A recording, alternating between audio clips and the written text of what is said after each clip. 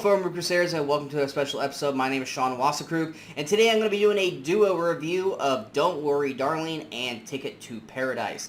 Now, Don't Worry Darling's been out for a few weeks now, but I just haven't been able to get around to watching it till just recently, and Ticket to Paradise came out just this past weekend. First, we'll start with Don't Worry Darling. Don't Worry Darling is the sophomore directorial of Olivia Wilde.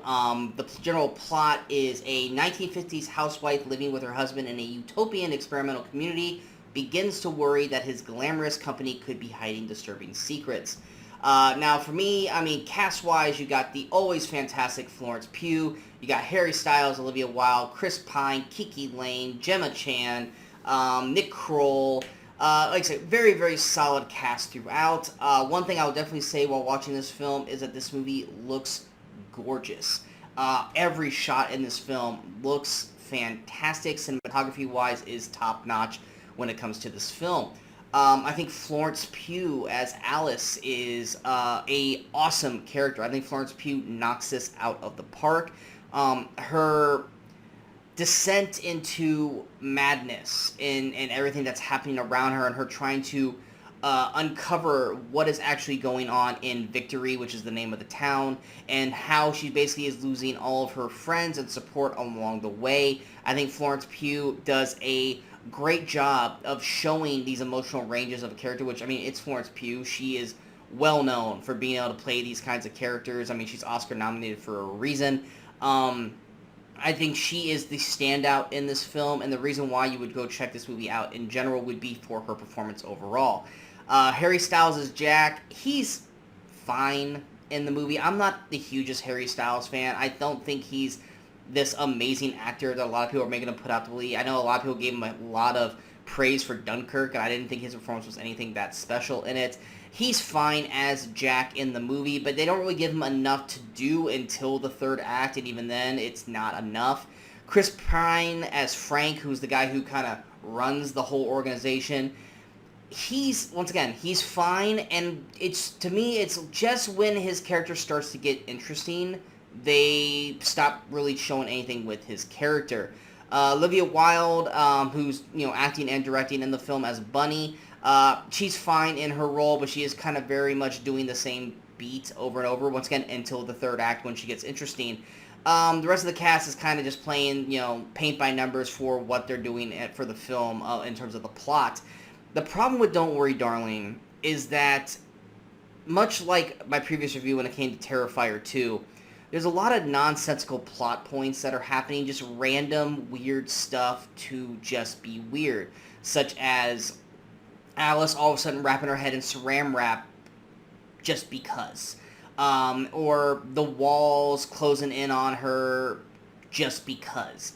It's just certain things that are just thrown in to just be weird and off-putting, disturbing, just to be weird, off-putting, and disturbing, and not to the point where it helps elevate the plot or elevate the story going forward. And when we do inevitably get the twist of what it is, I'm not going to say the twist was kind of wah-wah or lackluster, but it left me in a situation where I wanted to learn more, I wanted to know more, and when we get to the inevitable end of the film, just when the movie starts to get interesting, the movie ends.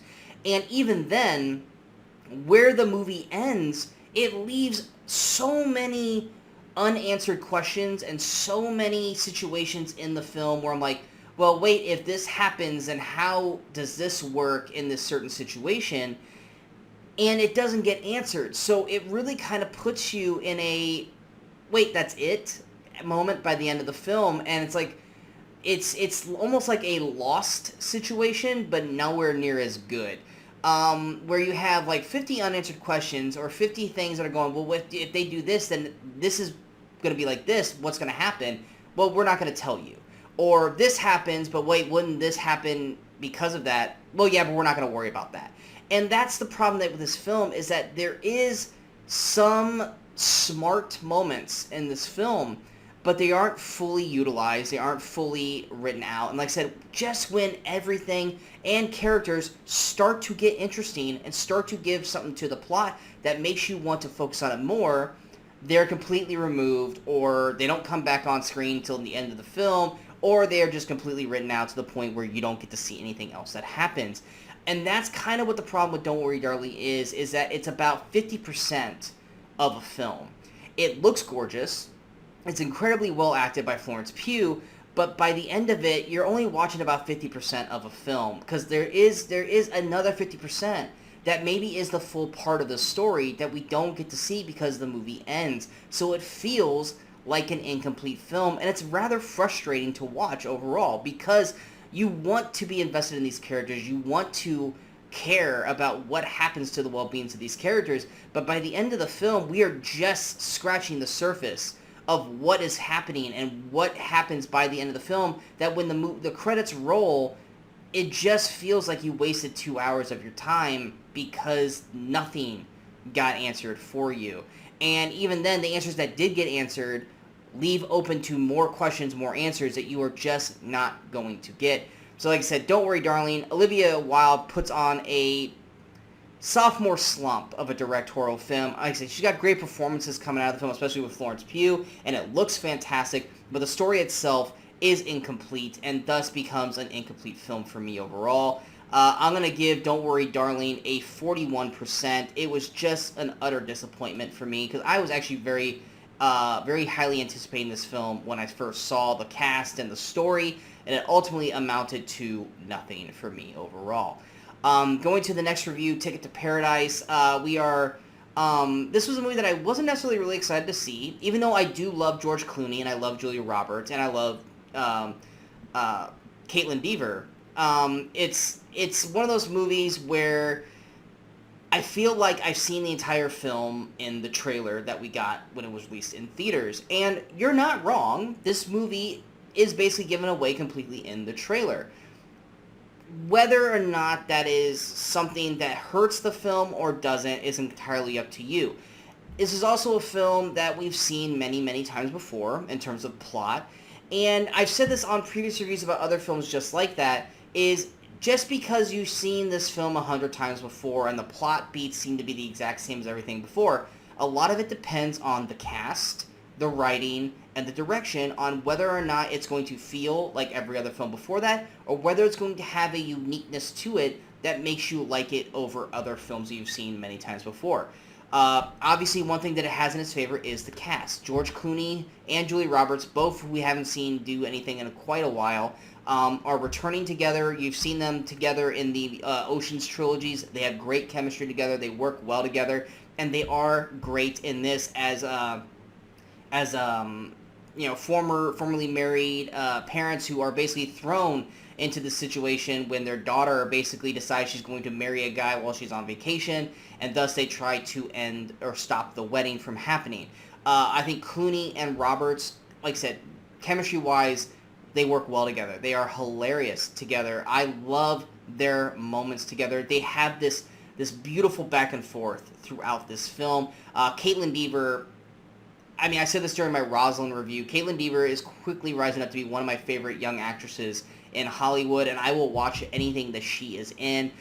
She does a great job of playing Lily. She could have been very one-note in terms of a character for these kinds of films, but I felt like Lily had enough of a character in this to basically build off of that, and I think Dever does a great job with that.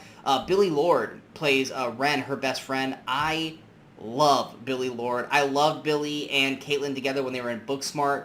They continue on in this movie as basically best friends, and every time Billy is on screen, I have a smile on my face because she's either got a great zinger, a great one-liner, or something funny's just happening. Now, this movie's not necessarily gut-bustingly funny by any means, but it feels like almost like a warm hug in terms of you got two great leads with Clooney and Roberts. You've got Dever and Lord in there as well that are both just awesome. Also, Maxime Baltier, probably said that wrong, who plays G'day, who plays Lily's fiance in the film. I thought he was relatively solid in the film overall. Lucas Bravo as Paul, who plays Georgia, who's Julia Roberts' character's boyfriend in the film. I think he's got some funny moments. I think G'day's family has some funny moments. And of course, it's in Bali, and every scene in Bali looks amazingly beautiful.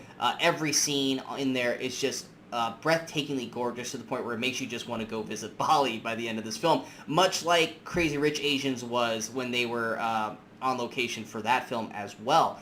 At the end of the day, while this movie is very paint by numbers, we've seen this film before, the cast and the writing and the charisma of these characters working together is what elevates this film from just a rom-com film that you've seen many times before to something that feels special and feels something that just made me happy while watching this film. I was generally watching this movie with a smile on my face through most of this film because I just loved the characters that we were watching. I loved the bitterness of George Clooney. I loved the bitterness of Julia Roberts and them basically kind of cracking their hardened shells and becoming these characters that are more full of life and finding out situations about themselves and about, you know, their daughter and Caitlin Dever's character. Like I said, everything about this movie I loved. I loved everything about it, even though it's a paint-by-numbers film. And like I said, if you watch the trailer, you pretty much have seen the whole film nonetheless.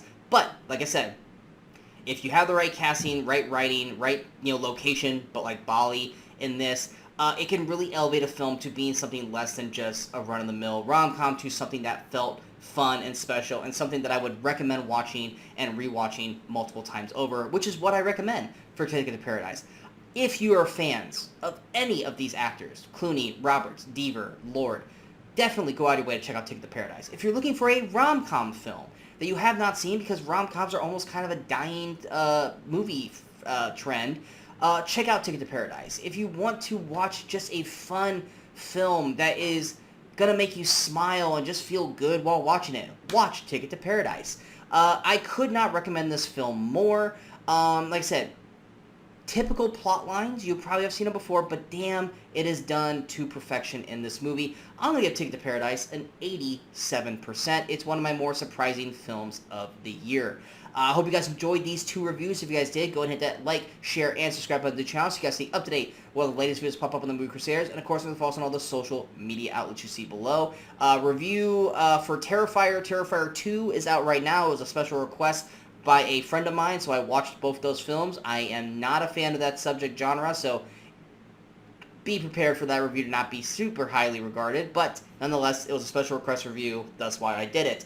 Also reviews for Halloween Ends, spoiler and non-spoiler, as well as many, many more reviews are out on the channel. Currently, I did like 15 reviews in the last like 2 weeks. Also, Brian Michaels and myself will be back later on this week to do a season wrap-up of She-Hulk, House of the Dragon, and Rings of Power, as well as many more movies coming out. Oh yeah, Black Adam review. There's a Black Adam review as well. There's a lot on the channel, so feel free to check all those out. And until next time, in case I don't see you, good morning, good afternoon, and good night, Movie Crusaders.